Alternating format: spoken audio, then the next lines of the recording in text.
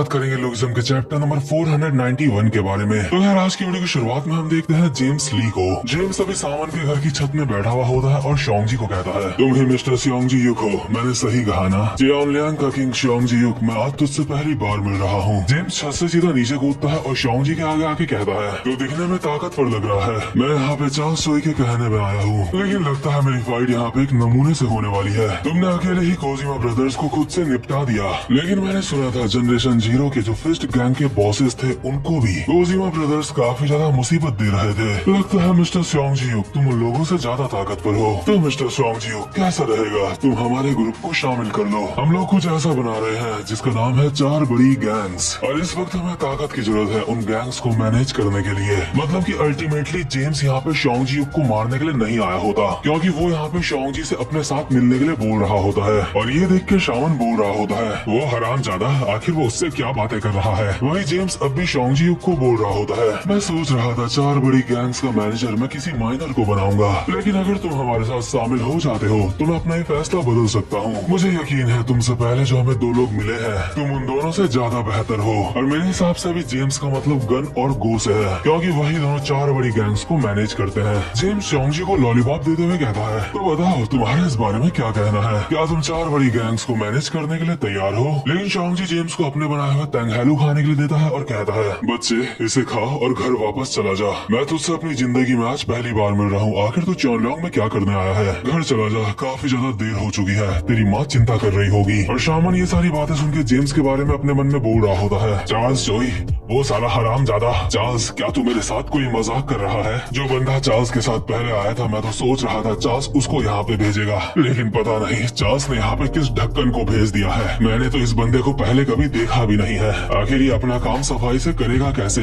ये जेम्स ली है कौन? ये जेम्स ली हरामजादा ये तो किसी लेजेंड के वंश से भी नहीं है। वहीं दूसरी तरफ जो श्योंग जी होता है जेम्स को कहता है, मुझे तुझ में कोई भी इंटरेस्ट नहीं है, मेरा गोल यहाँ पे शिनमुंग चियोन है। शामन तू और मैं आज इस मैटर को यहीं पे खत्म कर देंगे। और जैसे ही श्योंग जी सामन की तरफ बढ़ रहा होता है इतने में ही जेम्स एक खतरनाक सा मुक्का मारता है श्योंग जी के ऊपर और थोड़ा सा सैड होके कहता है, ये अच्छा नहीं हुआ, मैंने तो सोचा था हम दोनों दोस्त बन सकते हैं। हालांकि श्योंग जी ने जेम्स के मुक्के को हाथ से ब्लॉक कर लिया होता है, लेकिन उसके बावजूद भी श्योंग जी अपने मन में बोल रहा होता है, ये बंदा सच में काफी ज्यादा फुर्तीला है। लेकिन इतने में ही जेम्स श्योंग जी की एक लात मार के उसको हवा में उड़ा देता है और स्पीड में जाता है श्योंग जी की तरफ और उसके एक और खतरनाक सी लात मारता है, लेकिन ये वाली लात श्योंग जी डॉज कर लेता है। लेकिन डॉज करने का कोई भी फायदा हुआ नहीं होता, क्योंकि जेम्स इतना ज्यादा फास्ट होता है कि वो एक और लात मारने के लिए तैयार होता है श्योंग जी के, और जेम्स श्योंग जी के शोल्डर में खतरनाक सी लात मारता है। श्योंग जी अपने मन में बोल रहा होता है, ये बंदा सच में काफी ज्यादा ताकतवर है, आखिर ये है कौन? क्या शिनमुंग चियोन के लिए ऐसा भी कोई बंदा काम करता था?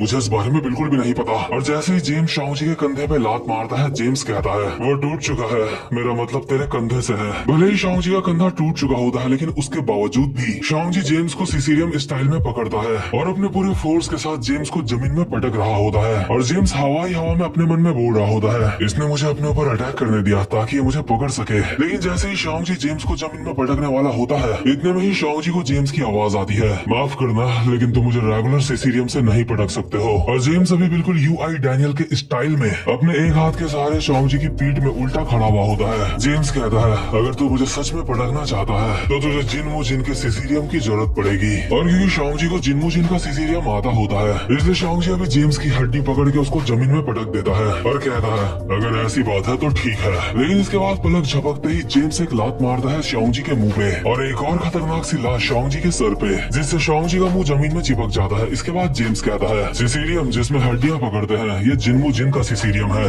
आखिर उस इंसान का सिसिलियम तुझे कैसे आता है? और अभी लास्ट में जो जेम्स ने श्योंग जी के ऊपर अटैक मारे होते हैं उसमें उसने अपने दोनों हाथों का इस्तेमाल करा होता है, इसलिए श्योंग जी कहता है, तूने उसे बाहर निकाल लिया। जेम्स कहता है, क्या? मैं समझा नहीं। श्योंग जी अपनी मुंडी उठा के कह रहा होता है, मेरा मतलब तेरे हाथ से है, तेरा एक हाथ जेब में रख के मुझसे फाइट करना मुझे बिल्कुल भी अच्छा नहीं लगा। जेम्स एक स्माइल के साथ कहता है, अरे वाह तू तो बहुत ज्यादा प्यारा है। इतने में ही श्योंग जी भागता हुआ आता है जेम्स की तरफ, लेकिन जेम्स वहाँ से उछल के हट जाता है और श्योंग जी टकराता है एक पेड़ से। जेम्स बसते हुए हवाई हवा में स्माइल के साथ बोल रहा होता है, तू मुझे पकड़ने की कोशिश कर रहा था, क्या तूने सच में सोचा था ये काम आएगा? श्योंग जी का भी कंधा पेड़ से टकरा चुका होता है और श्योंग जी कहता है, इसने कहा मैं तुझे पकड़ने की कोशिश कर रहा था। और शॉन्गजी अपने कंधे को एडजस्ट करते हुए कहता है, तो ये ले, मैंने अपना कंधा ठीक कर लिया है। और ये देख के जेम्स अपने मन में बोल रहा होता है, अच्छा अब मुझे समझ आया, ये मुझे पकड़ने की कोशिश नहीं कर रहा था, ये तो बस अपने डिसलोकेटेड कंधे को ठीक करने की कोशिश कर रहा था। और शॉन्गजी की ऐसी काबिलियत को देखते हुए जेम्स अपनी शर्ट निकाल के फेंक देता है और थोड़ा सा सीरियस होकर कहता है,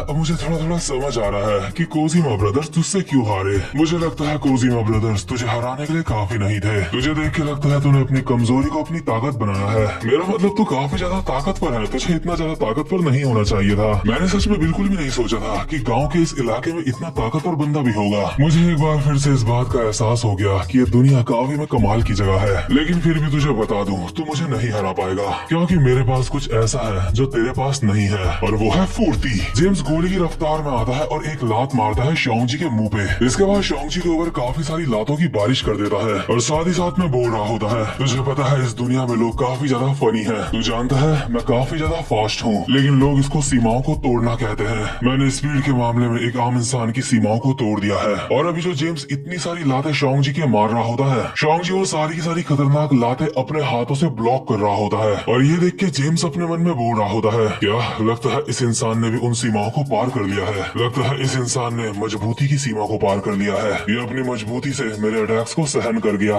इतने में ही शॉन्गजी बहुत ही स्पीड में एक मुक्का मारता है जेम्स के मुंह पे, लेकिन जेम्स एक स्माइल के साथ कहता है, माफ करना लेकिन इतना काफी नहीं है। और अपनी टांग से शॉन्गजी के मुक्के को रोक के शॉन्गजी के ऊपर स्पीड में 2 लातें बजा देता है और कहता है, इतना काफी नहीं है क्योंकि मैं तेरे अटैक्स को डाइवर्ट कर सकता हूँ। स्पीड और टेक्निक ये दोनों चीजें हैं जिसमें मैं काफी ज्यादा अच्छा हूँ। जेम्स को लग रहा होता है कि उसने शॉन्गजी की लात मार के उसको जमीन में गिरा दिया है, लेकिन इतने में ही शॉन्गजी एक मुक्का मारता है जेम्स के मुंह पे। हालांकि जेम्स बहुत ही मुश्किल से अपने दोनों हाथों से उस मुक्के को ब्लॉक कर लेता है और अपने मन में कहता है, क्या मेरा अटैक इसके ऊपर काम नहीं आया? कि क्या इसने सिर्फ स्पीड की सीमा को ही नहीं बल्कि ताकत की सीमा को भी पार कर लिया है? और यार शॉन्गजी अभी फुल बीस्ट मोड में लग रहा होता है, कतई जहर। और जेम्स के मुंह से भी हल्का सा खून निकल रहा होता है और जेम्स कहता है, कमाल है, मैंने बिल्कुल भी नहीं सोचा था कि यहाँ पे मैं किसी ऐसे इंसान को देखूंगा जिसने 2 सीमाओं को पार करा है। मुझे तो लगा था मेरी इस तरह की फाइट कुछ समय बाद होगी किसी और के साथ, लेकिन मिस्टर शॉन्गजी युग तुम्हारी वजह से मुझे अपना प्लान बदलना पड़ रहा है। मुझे लगता है मैं यहाँ से काफी कुछ लेके जाने वाला हूँ। भले ही जेम्स के चेहरे में भी स्माइल होती है, लेकिन वो अपने मन में बोल रहा होता है, मुझे यकीन नहीं होता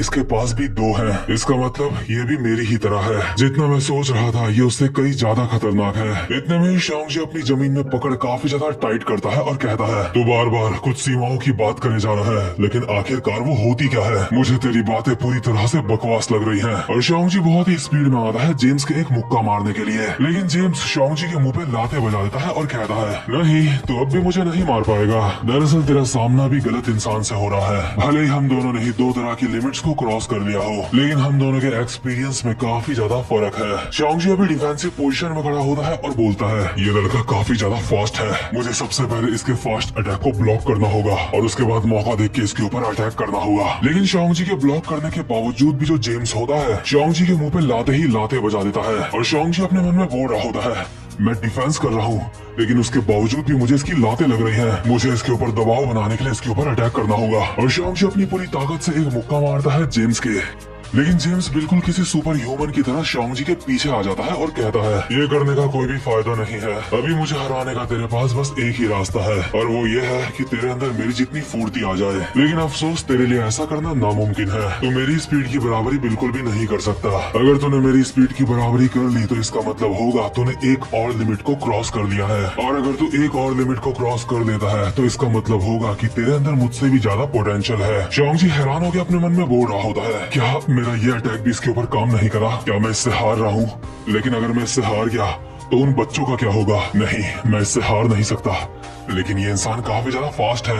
अगर सिर्फ मैं इसके अटैक्स को देख पाता, अगर मैं इसके अटैक्स को देख पाता तो मैं इसे हरा सकता था। और जेम्स ने अभी लगातार शॉन्गजी के ऊपर काफी सारी लातें बजा रखी होती हैं, जो कि इतनी ज्यादा फास्ट होती है कि शॉन्गजी को दिखाई भी नहीं दे रही होती। शॉन्गजी जेम्स को पकड़ के भी उसको पटकने की कोशिश करता है, लेकिन ये भी काम नहीं आता। जेम्स बहुत ही इजीली खुद को छुड़वा लेता है और एक खतरनाक सी लात मारता है शॉन्गजी के मुंह पे, जिससे शॉन्गजी हवा में उड़ रहा होता है और उसकी नाक से खून निकल रहा होता है। और जेम्स हवाई हवा में एक और लात मारते हुए कहता है, अपने अंदर ज्यादा ऐसा महसूस मत करियो कि तेरे साथ नाइंसाफी हो रही है, क्योंकि मुझसे बेहतर कोई भी नहीं है, तेरा सामना भी सबसे श्रेष्ठ इंसान से हो रहा है। और जैसे ही शोंग जी के मुंह पे एक और लात पड़ने वाली होती है, शोंग जी को याद आता है एक पुराना सीन, जिस वक्त जिन मुजिन शोंग जी को बोल रहा होता है, मैंने अपनी पूरी जिंदगी में ऐसा कोई भी इंसान नहीं देखा जिसके अंदर तुझसे ज्यादा पोटेंशियल थी। शोंग जी युक, मैंने तुझे वो सब कुछ सिखा दिया है जो भी मुझे आता था। जैसा मैंने तुझे सिखाया है, अगर तूने उस तरह से ट्रेनिंग करी तो तू आगे चल के काफी ज्यादा ताकतवर बन जाएगा। हो सकता है तू एक लिमिट या फिर 2 लिमिट को भी पार कर जाए, या फिर हो सकता है तू उस मुकाम पे पहुंच जाए जहाँ पे आज मैं खड़ा हूँ। लेकिन खुद को उभारना